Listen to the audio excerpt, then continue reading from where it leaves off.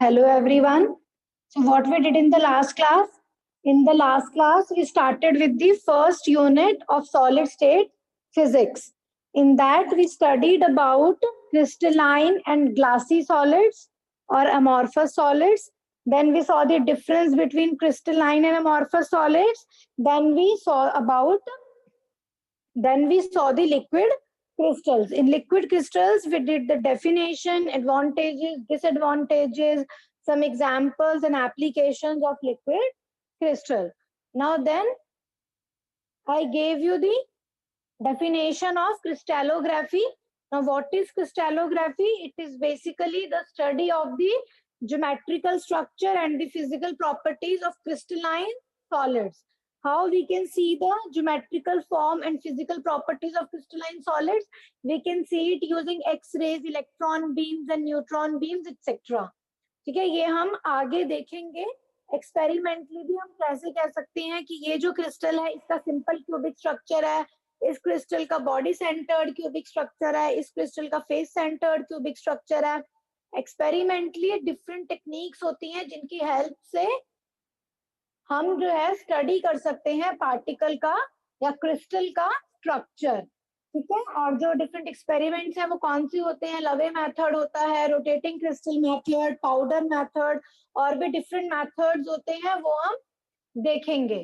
ठीक है, अभी हम क्या देखेंगे? अब फर्स्ट टॉपिक क्रिस्टलोग्राफी में कि क्रिस्टल लैटिस क्या होता है और ट्रांसलेशन वेक्टर्स क्या होते हैं. देखो, जो भी क्रिस्टल है वो मिलकर बनता है लैटिस और बेसिस पे. ठीक है, ये जो है तुम्हारा दिस थिंग, ये जो डायग्राम है, this is very important. Lattice plus basis is equal to crystal structure. Now crystal क्या होता है? Crystal is basically the periodic arrangement of atoms. Crystal is made up of atoms in which all the atoms are periodically arranged. एक geometrical pattern होता है और जो सारे atoms है वो पीरियोडिकली अरेंज्ड होते हैं. ठीक है, फिर वो रिपीट एक उसके अंदर यूनिट सेल होता है. ठीक है, यूनिट सेल क्या होता है? यूनिट सेल वो स्मॉलेस्ट पोर्शन होता है या स्मॉलेस्ट ज्योमेट्रिकल फिगर होती है क्रिस्टल के अंदर, जिसको जब हम रिपीट करते जाते हैं in all the three dimensions, it produces a crystal. ठीक है, तो crystal is made up of atoms in which all the atoms जो है they are periodically arranged forming a particular geometry. Crystal के अंदर जब हम उस क्रिस्टल के अंदर जो हमारे पास एटम्स हैं उनको जब हम एक पॉइंट से रिप्लेस कर देते हैं, क्रिस्टल को जब हम पॉइंट से रिप्लेस कर देते हैं तो वो लैटिस बन जाता है. और ये जो पॉइंट्स हैं हमारे, इन पॉइंट्स को हम कहते हैं लैटिस पॉइंट्स. ठीक है, क्रिस्टल जो है it is made up of atoms. जब हम उन एटम्स को एक सिंगल पॉइंट से रिप्लेस कर देते हैं तो उस क्रिस्टल को हम लैटिस कहते हैं और वो पॉइंट्स लैटिस पॉइंट्स होते हैं. तो लैटिस पॉइंट्स वो पॉइंट्स होते हैं जिनमें हम बाद में अगर एटम्स को डालें तो we get the entire crystal. हम ऐसा क्यों करते हैं? Why we replace atom by a point? इसीलिए ताकि हम उसको मैथमेटिकली स्टडी करने में हमें आसानी हो. बहुत सारे जब एटम्स डले हुए हैं ऑलरेडी क्रिस्टल के अंदर तो उसको स्टडी करना थोड़ा मुश्किल है. अगर पॉइंट से रिप्लेस कर दें तो उसको स्टडी करना थोड़ा आसान हो सकता है. बस इसी पर्पस से हम जो है लैटिस को देखते हैं, फिर बाद में हम उन लैटिस पॉइंट्स पे जब एटम्स फिल कर देते हैं तो वो क्रिस्टल बन जाता है. और वो जो लैटिस पॉइंट्स हैं उनको हम कहते हैं, उन जो लैटिस पॉइंट्स में हम जो एटम्स को पुट करते हैं उन एटम्स को हम कहते हैं बेसिस. ठीक है, तो lattice plus basis is equal to crystal structure. Lattice क्या है? हमारे पास पूरा क्रिस्टल है जिसके अंदर एटम की जगह पॉइंट्स है, लैटिस पॉइंट्स. जब हम उन लैटिस पॉइंट्स में बेसिस यानी एटम्स को पुट कर दें तो हमें इंटायर क्रिस्टल मिल जाता है. जैसे सोडियम क्लोराइड के केस में हमारे पास दो बेसिस होते हैं, sodium ions and chloride ions.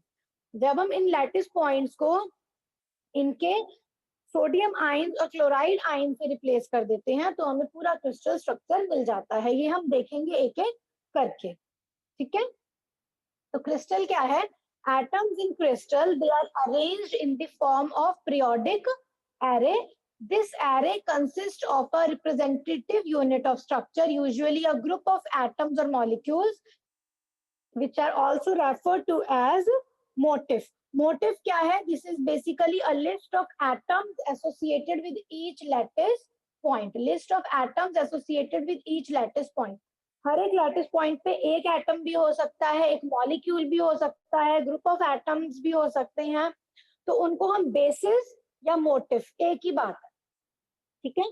तो वो जो एटम्स और मॉलिक्यूल्स हैं उनको हम मोटिफ से रेफर कर देते हैं या रिप्लेस कर देते हैं, जो हमारे लैटिस पॉइंट बन जाते हैं। If this representative units in the array are replaced by simple mathematical points, the resulting collection of points is called a lattice. I hope ये चीजें अब क्लियर है। अगर हम एक एटम के, एक क्रिस्टल के अंदर, which is made up of large number of atoms which are arranged in a periodic manner,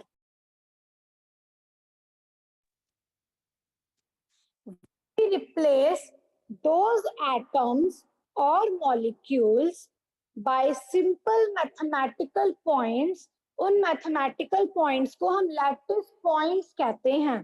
जब हम उनको replace कर देते हैं by simple mathematical points, then this collection of points is called lattice. ठीक है? So what is a space lattice? इन सबके definitions जो है वो याद रखनी है, एग्जाम में आती हैं।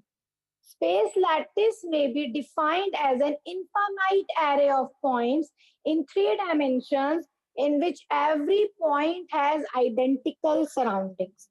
जब इसकी definition लिखोगे एग्जाम में तो ये point लिखना जरूरी है, that in which every point has identical surroundings. इसका क्या मतलब है ये मैं बताऊंगी। स्पेस लैटिस क्या है? स्पेस का मतलब है we are talking about 3 dimensions, ठीक है।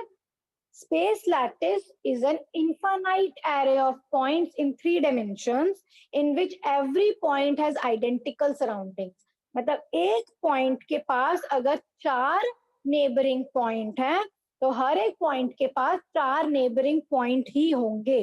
जो ज्योमेट्री है वो through out the lattice same रहेगी पॉइंट्स की, और इन पॉइंट्स को जब मैं एटम से रिप्लेस कर दूंगी या मोटिव से या बेसिस से रिप्लेस कर दूंगी तो स्पेस लैटिस को हम बोलते हैं क्रिस्टल, ठीक है। Now the term identical surroundings means that the lattice has the same appearance when viewed from a point r vector in the lattice as it has when viewed from any other point r dash with respect to arbitrary origin. इसका मतलब क्या है? देखो, suppose मेरा ये origin है, ठीक है। यहां मैंने इस पॉइंट को देखा, ठीक है। इस पॉइंट के आसपास देखो कितने लैटिस पॉइंट्स हैं, 1 2 3 4 5 6 7 8, ठीक है। जब मैं इस पॉइंट पे आई, इस पॉइंट के आसपास कितने हैं? 1 2 3 4 5 6 7 8, ठीक है। हर एक पॉइंट के आसपास जो लैटिस पॉइंट्स हैं वो इक्वल है, और उसके साथ साथ डिस्टेंस भी देखो, ठीक है। सारी पैटर्न्स जो है वो एग्जैक्टली सेम है। अगर मैं इस लैटिस को व्यू करूं किसी भी पॉइंट से, 3 डायमेंशनल स्ट्रक्चर को एक पेपर पे बनाना थोड़ा मुश्किल होता है, तो ये इन्होंने 2 डायमेंशनल स्ट्रक्चर बना रखा है। 2 डायमेंशनल लैटिस को हम बोलते हैं प्लेन लैटिस, ठीक है। यूजुअली हमारे पास जो ऑब्वियसली क्रिस्टल स्ट्रक्चर है वो 3 डायमेंशनल होता है, और अगर हम किसी भी पिक्चर को 2 डायमेंशन में बना रहे हैं, मतलब इसके 2 एक्सिस हैं, एक्स वाई और जेड की बजाय सिर्फ 2 ही एक्सिस हैं, एक्स वाई, वाई जेड और एक्स जेड। अगर 2 ही एक्सिस हैं तो उसको हम प्लेन लैटिस बोलते हैं, और अगर 3 डायमेंशंस हैं तो वो स्पेस लैटिस बन जाता है, ठीक है। आइडेंटिकल सराउंडिंग्स का मतलब इतना ही है, हर एक लैटिस पॉइंट को जब हम देखेंगे तो उसके आसपास के जो नेबरिंग पॉइंट्स हैं, जो ज्योमेट्रिकल स्ट्रक्चर है, जो व्यू है, वो हर एक पॉइंट पे आइडेंटिकल रहेगा, ठीक है।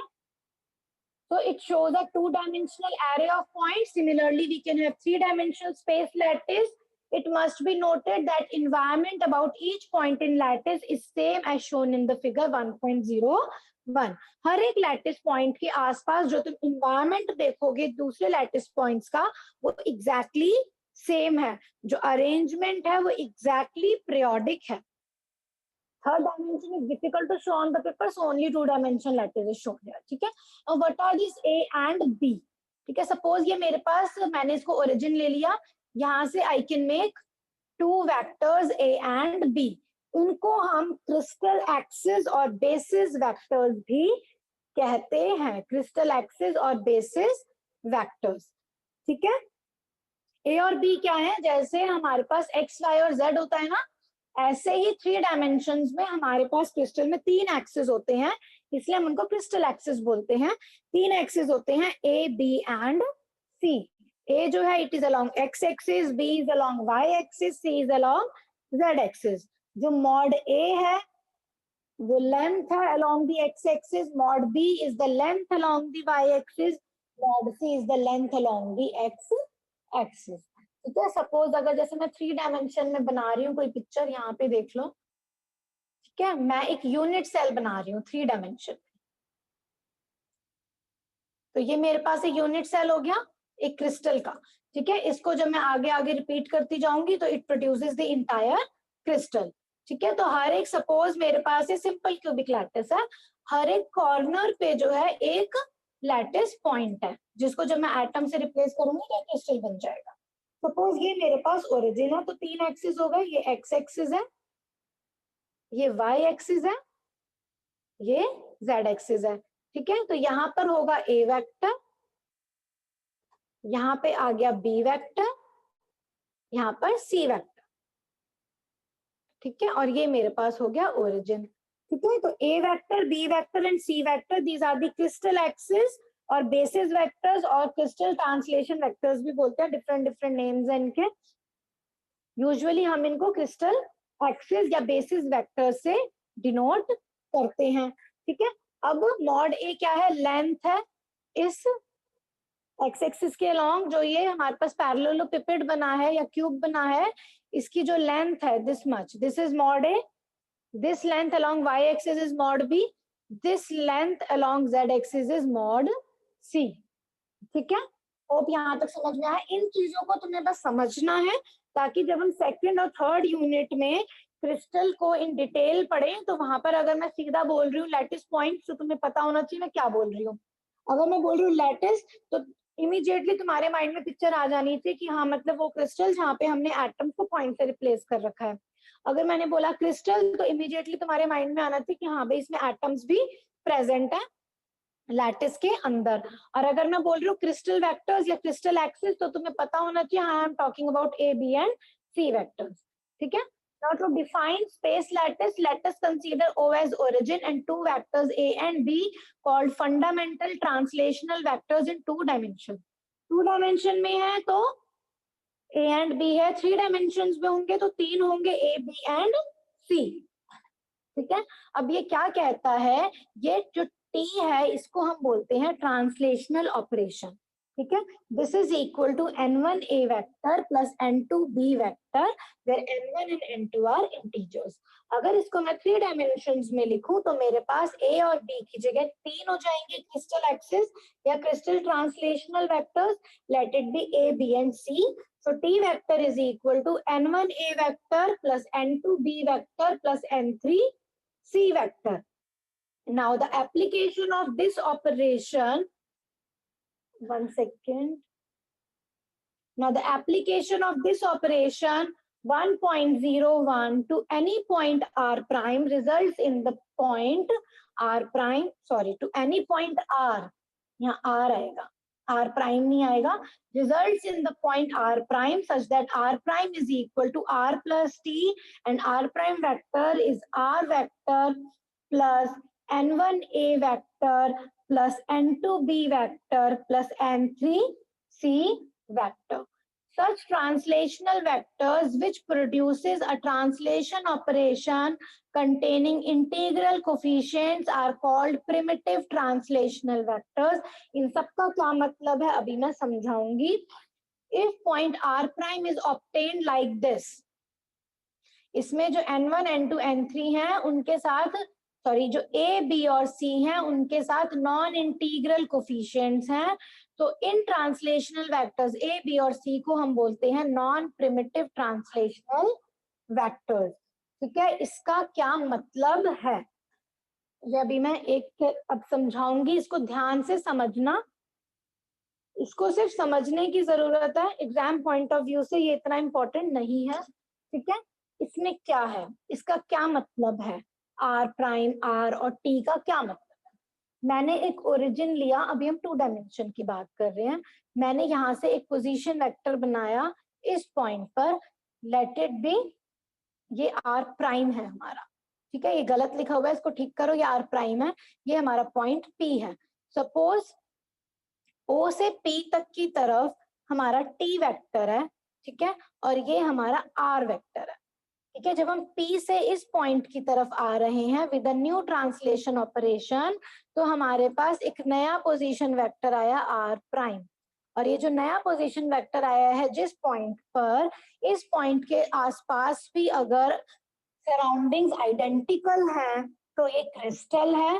ठीक है, और सराउंडिंग्स आइडेंटिकल कैसे होंगी, जब हम एक पॉइंट से दूसरे पॉइंट पर आ रहे हैं with the help of translation operation T, तो हम इस तरीके से आए कि n1 n2 n3 जो है वो इंटीजर्स रहे। तो जो ट्रांसलेशनल वेक्टर्स हैं a b और c उनको हम प्रिमिटिव कहते हैं, और अगर ऐसा नहीं होता तो हम उसको नॉन प्रिमिटिव ट्रांसलेशनल वेक्टर्स कहते हैं। एग्जाम पॉइंट ऑफ व्यू के हिसाब से तुमको बस इतना पता होना चाहिए, क्रिस्टल क्या होता है, लैटिस क्या होता है, और स्पेस लैटिस क्या होता है। ठीक है, लैटिस पॉइंट्स क्या होते हैं, मोटिव और बेसिस क्या होते हैं। ठीक है, और ये चीज तुम्हें लिखनी जरूरत है कि स्पेस लैटिस जो है, it is an infinite array of points in 3 dimensions in such a way every point has identical surroundings. हर एक पॉइंट के आसपास जो सराउंडिंग्स है वो आइडेंटिकल होंगी। और तुम्हें ये पता होना चाहिए क्रिस्टल एक्सिस क्या होते हैं, क्रिस्टल एक्सिस और बेसिस वेक्टर्स और फंडामेंटल ट्रांसलेशनल वेक्टर्स एक ही बात है, ये क्या होते हैं। ट्रांसलेशन ऑपरेशन की definition, T vector is n1 a vector plus n2 b vector plus n3 c vector. T vector को हम बोलते हैं ट्रांसलेशनल ऑपरेशन। ठीक है, अब ये इसका मतलब मैं तुम्हें समझाऊंगी, ये जो इक्वेशंस आई हैं इनका ये लोग क्या मतलब कह रहे हैं, इसको समझने के लिए इस पेज पर आ जाओ। ठीक है, नाउ ट्रांसलेशनल ऑपरेशन T क्या है, n1 a vector plus n2 b vector plus n3 c vector, where n1 n2 n3 are integers and a b c are vectors which are known as fundamental translational vectors. Now we see that the application of this operation 1 to any point r results in a point r dash such that r dash is equal to r plus t. ठीक है, ये जो a b और c हैं they are also known as crystal axis और basis vectors, इनको हम translational vectors भी बोलते हैं। ठीक है, तो if n1 n2 n3 they come out to be integers, these are known as primitive translational vectors. If they are not integers then they are not primitive, they are non primitive translational vectors. यहाँ पे example से समझाया गया है कि कैसे हम एक पॉइंट से दूसरे पॉइंट की तरफ आते हैं with the help of translation operation T। ये जो P प्राइम है this is identical to R prime, और जो ये P है this is identical to P। तो R prime is equal to R plus T होता है। T हमारे पास क्या है, T is A1 N1 plus B1 N2।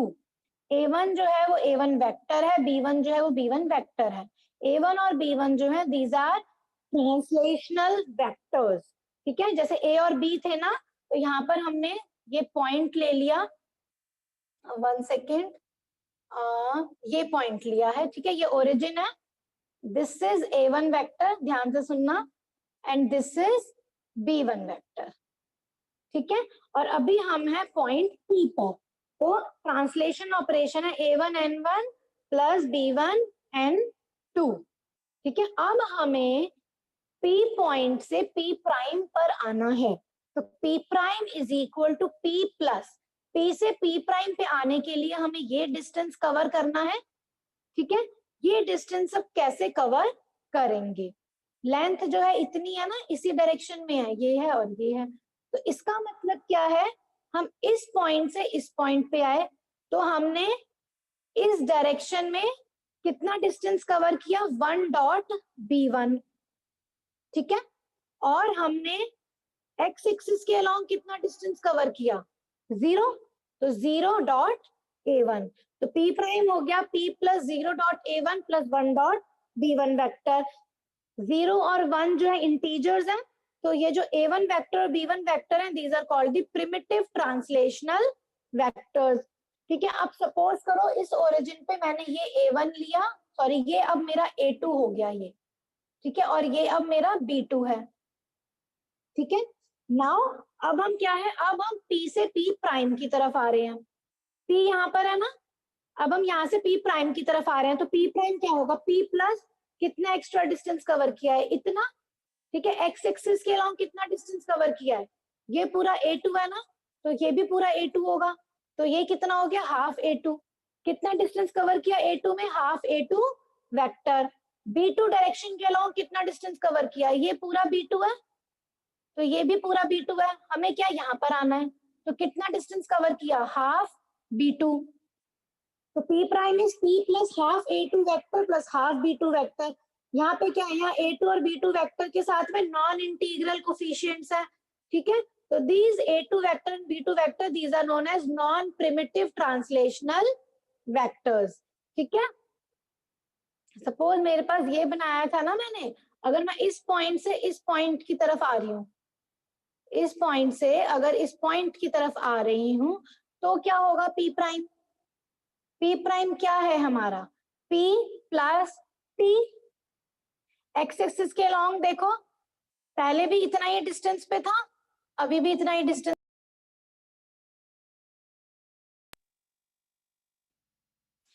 Axis के अलोंग हो गया 0 इंटू a1, ठीक है, प्लस वाई एक्सिस के अलोंग कितना हो गया, इस यहां से मैं यहां तक आई हूं ना, पूरा ये डिस्टेंस कवर किया है मैंने, तो 1 इंटू b1, ठीक है, तो ये मेरा हो गया t वेक्टर। अब यहाँ a1 और b1 जो है, इसके साथ जो कोफिशिएंट्स है वो इंटीग्रल कोफिशिएंट्स है, so a1 and b1 are primitive translational vectors. तो ये समझ में आया, what are primitive translational vectors and what are non primitive translational vectors. अगर t वेक्टर ट्रांसलेशनल ऑपरेशन के जो इंटीग्रल्स हैं या जो कोफिशिएंट्स हैं n1 n2 n3, अगर ये तीनों कोफिशिएंट्स इंटीजर्स आते हैं, तो इनके जो करस्पॉन्डिंग ट्रांसलेशनल वेक्टर्स हैं a, b and c, in translational vectors को हम प्रिमिटिव ट्रांसलेशन वेक्टर्स बोलते हैं। और अगर n1 n2 n3 non integral coefficients आते हैं, तो हम a वेक्टर, b वेक्टर और c वेक्टर को नॉन प्रिमिटिव ट्रांसलेशनल वेक्टर्स बोलते हैं। किसी भी एक लैटिस पॉइंट से जब हम दूसरे लैटिस पॉइंट पे आते हैं with the help of translational operation t, तो अगर जो इन्वायरमेंट है नया लैटिस पॉइंट का वो सेम रहता है as that of environment of the previous lattice point, तो हमारा जो सिस्टम है वो periodically अरेंज्ड क्रिस्टल है, ठीक है। आई होप यहाँ पर सबको ये चीज समझ में आ गई है, ठीक है। तो ये हमारा टॉपिक था crystal lattice and translational vectors, जिसमें से तुम्हें एग्जाम पॉइंट ऑफ व्यू से क्या करना है, definition of crystal, definition of motive, definition of space lattice, motive के डेफिनेशन जो है ऑलरेडी गिवन है, ठीक है। Definition of space lattice, what do you mean by translational vectors, what is translational operation T, the definition, mathematical representation of translational operation T, this equation r prime is equal to r plus T when a, b and c are primitive translational vectors and when a, b and c vectors are non-primitive translational vectors। ये जो मैंने इस diagram की help से समझाया है, इस diagram की हेल्प से इसको समझने की कोशिश करना, तो ये बिल्कुल क्लियर हो जाएगा ठीक है, ये जो पेज है ये मैं शेयर भी कर दूंगी, ठीक है। R prime is R plus, we from one translational, we are going from one lattice point to the other lattice point. If the position vector of one lattice point is R vector and the position vector of the another lattice point is R prime vector, and if we are going from R vector to R prime vector with the help of translational operation T, then we have the equation R prime vector is equal to R vector plus T vector, ठीक है। और if the coefficients n1, n2, n3 of this translational operation comes out to be an integers, then A, B, and C are primitive translational vectors. If they come out to be non-integers, then A, B, and C are non-primitive translational vectors. ठीक है। Next we have basis and crystal structure. Now basis और crystal structures क्या होंगे, ये अभी मैं बता चुकी थी, इनकी जस्ट डेफिनेशंस पता होनी चाहिए. What is lattice? Lattice is simply the network of points in space until we associate these lattice points with one or more atoms, that is unit assembly of atoms of same composition, we do not get crystal structure. जब तक हम किसी भी lattice में lattice points को atoms से replace ना कर दे तब तक हमें क्रिस्टल स्ट्रक्चर नहीं मिलता. और ये जो यूनिट असेंबली है एटम्स की which make the given lattice a crystal, उनको हम बेसिस कहते हैं और मोटिव भी कहते हैं. So what is the definition of basis और motif? Basis is the assembly of atoms, ions और molecules which when repeated in 3 dimensions generates a crystal structure. ये जो बेसिस है ये सिंगल एटम भी हो सकता है जैसे Cu क्रिस्टल के लिए, और it can be group of atoms और मॉलिक्यूलर आयंस. जैसे सोडियम क्लोराइड क्रिस्टल में हमारे पास 2 आयंस होते हैं, sodium ions and chloride ions. जब जिन लैटिस पॉइंट पे सोडियम आयन होना चाहिए वहां हम सोडियम आयन को रिप्लेस कर दें उन लैटिस पॉइंट्स को, और जिन लैटिस पॉइंट्स पे क्लोराइड आयन होना चाहिए वहां पे हम उन लैटिस पॉइंट्स को क्लोराइड आयन से रिप्लेस कर देंगे, तो हमें जो पूरा लैटिस है now it will become a crystal. Now, so a crystal structure is basically a combination of lattice which generates the crystal structure. So when a crystal lattice is combined with a basis, we get the crystal structure. इस equation को याद रखना, crystal structure is equal to space lattice plus basis. These bases they can be same or can be different. So what is a space lattice? This is drawn in 2 dimensions. ठीक है, तो lattice is generally a periodic arrangement of lattice points. Now when we assign ये जो है pattern होता है basis को represent करने का, एक बड़ा सर्कल एक छोटा सर्कल, बड़ा सर्कल हॉलो है, छोटा सर्कल जो है वो ब्लैक डॉट से रिप्लेस हो रहा है. जब इन बेसिस को हम इन लैटिस पॉइंट्स पे डाल देंगे तो हमारे पास आ जाएगा इंटायर क्रिस्टल. तो lattice plus basis is equal to crystal structure. Lattice की जो है इस तरीके की डेफिनेशन भी लिख सकते हो, it is a parallel net like arrangement of points provided the environment about any point is identical with the environment about any other point. जो डेफिनेशन तुम्हारा मन करे वो डेफिनेशन जो है लिख सकते हो, पर इन सबकी एक एक डेफिनेशन जरूर याद कर लेना. This is very important from your examination point of view. Unit 1 में एज सच कोई डेरिवेशंस नहीं है, बहुत बड़े बड़े एक आधे डेरिवेशंस हैं बस. यूनिट 1 में बेसिकली जो क्वेश्चंस आते हैं वो इन्हीं बेसिक्स के ऊपर आते हैं कि what are crystalline and amorphous solids, difference between them, what is a liquid crystal, or write a short note on liquid crystal, what is a crystal, what is a lattice, what are bases, show that lattice plus basis is equal to crystal structure. फिर इस diagram से उसको show कर सकते हो. ठीक है, ये भी आ जाता है डायग्राम एग्जाम में. ठीक है, what is a translational operation, ये सारी चीजें जो है एग्जाम में आ सकती हैं इन दी डेफिनेशन फॉर्म और एज अ शॉर्ट नोट. ठीक है. Now from the next class onwards we'll start with unit and primitive cell. ये तुम ऑलरेडी पढ़ चुके हो अपने 12th स्टैंडर्ड में. It is just a repetition कि क्रिस्टल के अंदर यूनिट सेल क्या होता है, प्रिमिटिव यूनिट सेल क्या होता है, नॉन प्रिमिटिव यूनिट सेल क्या होता है. Then we'll see the different lattice parameters.